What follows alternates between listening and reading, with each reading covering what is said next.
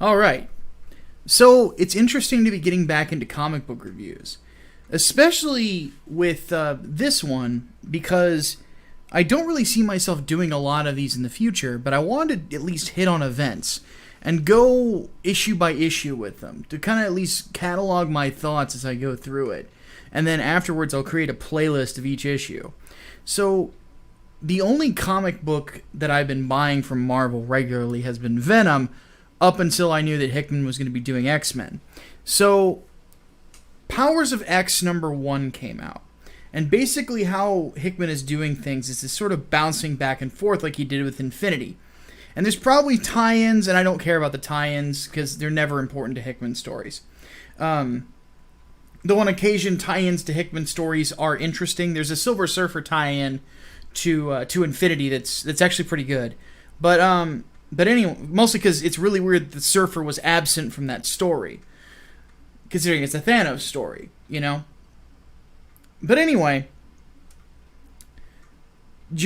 like I said before, Jonathan Hickman in this story is writing the most honest version of the X-Men that we have seen in a long time, because it's dealing with what writers have turned the world of the X-Men into and where it can go from there. And that's part of the reason why I like Hickman so much.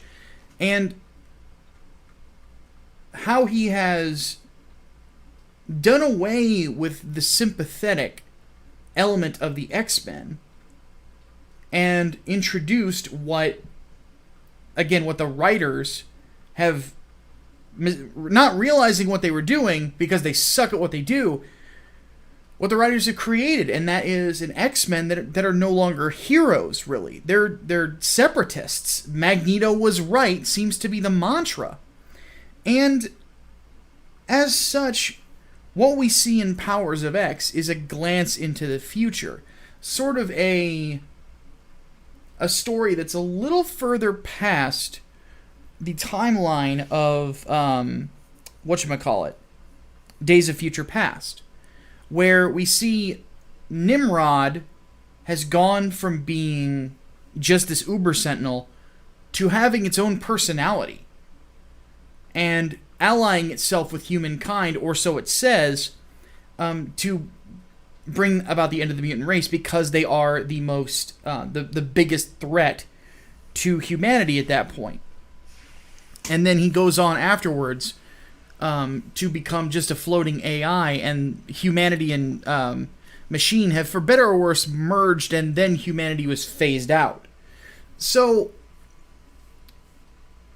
what I think I really enjoy about this is two things.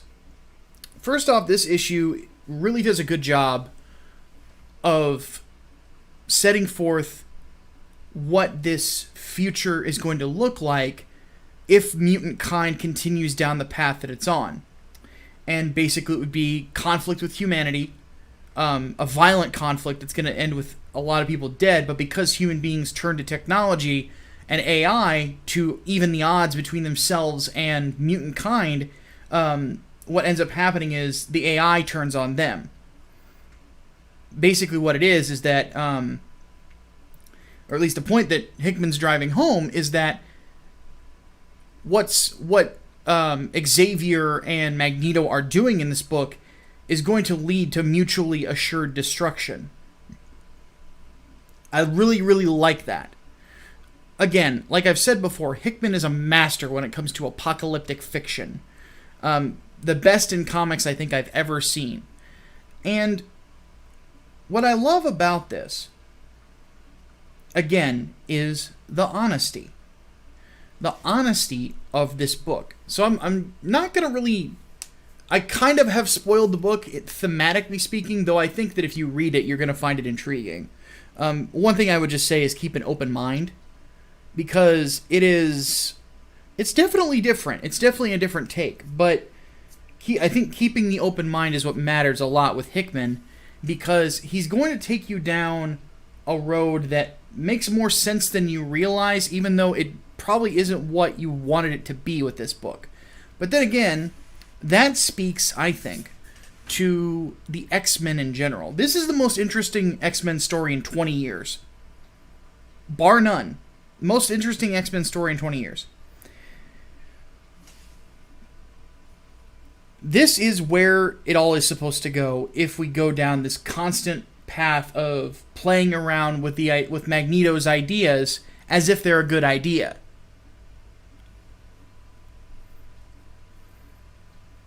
And I think that's one thing that Hickman understands as a writer that a lot of other writers don't understand. Because here's the thing about that.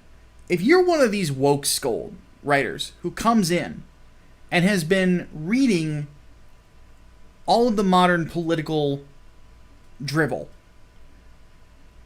oftentimes what is being promoted is everybody in a cubbyhole, which is the exact opposite of what Charles Xavier would say, is that we are all human, mutants are just humans with a mutation.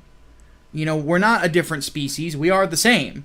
The difference is that something happened to our genetic structure to change us from the rest of humanity. We are not, it's basically the difference between saying, we are the next step in evolution, and no, we're actually the same, it's just something got jacked up with our DNA, and it's not something that's necessarily going to say one thing or another, but at the end of the day, we share the same planet. There needs to be peace and harmony between the two of us,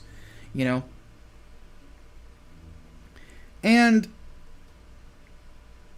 it seems to me that a lot of writers, both in pursuit of kind of telling the woke stories of this idea like, oh, there's always going to be bigotry, so we have to portray everybody like bigots, to what would inevitably become the opposite of the X-Men at some point finally being accepted by society.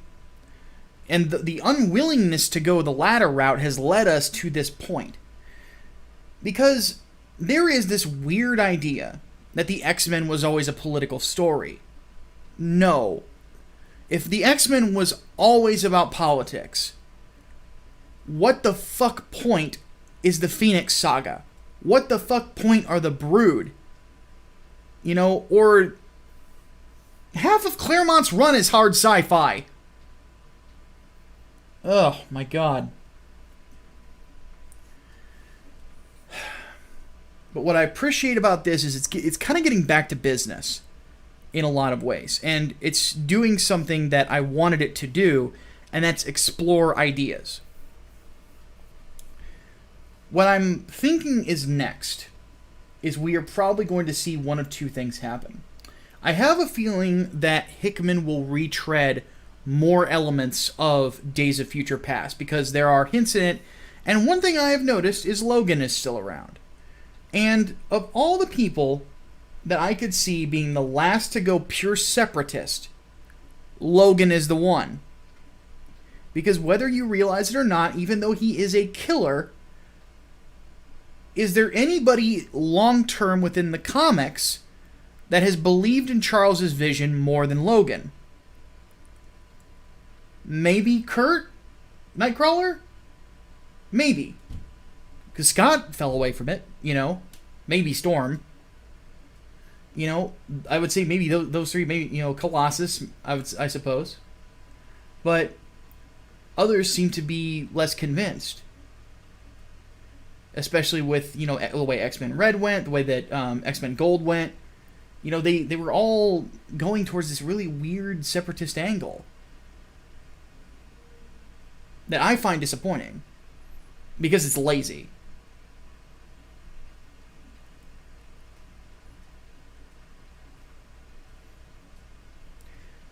My hope for this series, I'm just going to say this.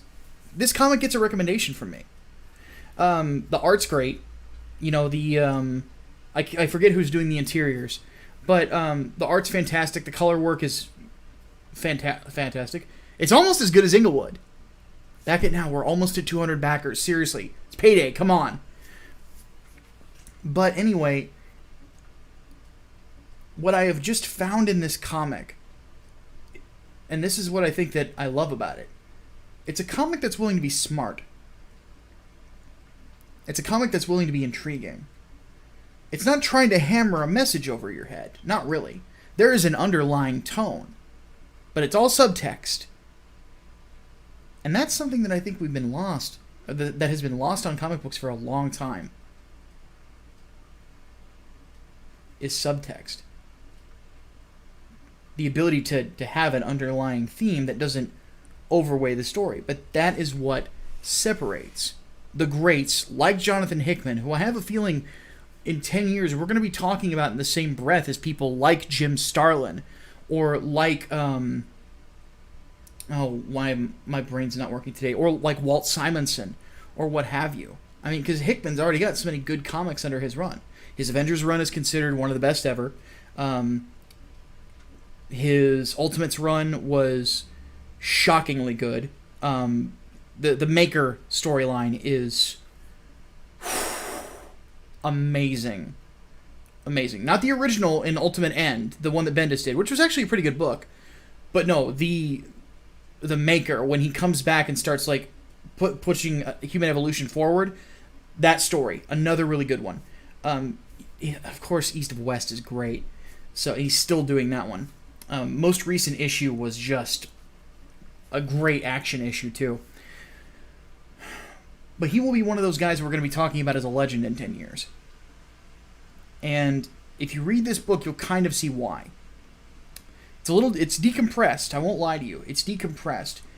But that is mostly because Hickman focuses on really good dialogue. You're going to want to read every single word of every single bubble on this one.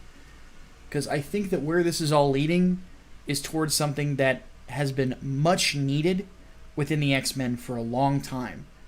Good sci-fi action and thought. Alright, so clearly some of you I need to convert. Because I have almost 20,000 subscribers and I've only sold 195 issues. It's payday! Come on, man. And if you're still not 100% certain on Englewood, then what I'll say is this. If you have a look at the campaign, which is in the link in the description, you'll see that we've updated everything. We've got, of course, the colored cover, but we've also got the tiers outlined. Plus the improved ink work from Brian before Armand gets into the colors. So you can see kind of how the direction of this comic is going to go. Not to mention you can find the t-shirts and even the pinup by our questionable weeb friend Chris. So, needless to say, this is something that you're probably going to want to adorn your wall, and this is a comic book that is a must-read. And final thing, we've extended our art contest to the end of the campaign. So, if you want to take a little bit more time to get your stuff together, by all means, go for it. But anyway, back Englewood today, we are so close to the goal, guys. So close. We are less than $1,400 away. Let's make this happen.